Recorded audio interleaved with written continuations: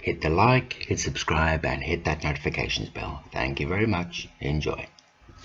Welcome back to the Xenophobic 73 channel, and this is how to delete a family member on PS4.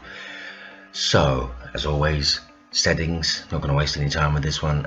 Parental control, family management, go into your accessible users on the PS4. So we've got 2 child accounts here, so we click into the account and we scroll right down to the very bottom. We're not interested in any other setting bar the one at the bottom, which is delete user profile, and do exactly that.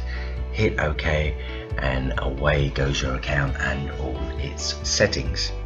Again, just to reiterate again, this is going to be a short video, this one, so highlight the second user that you have, leaving you none, bar the family manager. Scroll right down to the bottom, hit delete user profile, and bang, the second one gone, and you're back to the setup screen where you can begin to make more family member settings that will have the direct parameters that you're actually looking for. Okay, that is it. Thanks very much for watching. It's a very short one. It's certainly shorter than the other one I've done, and maybe that's what the confusion was. I just made this one short and sweet and to the point. Thanks very much for watching. More tutorial videos hopefully on the way very shortly. For now, thanks very much for watching, and see you on the next video. Thanks now.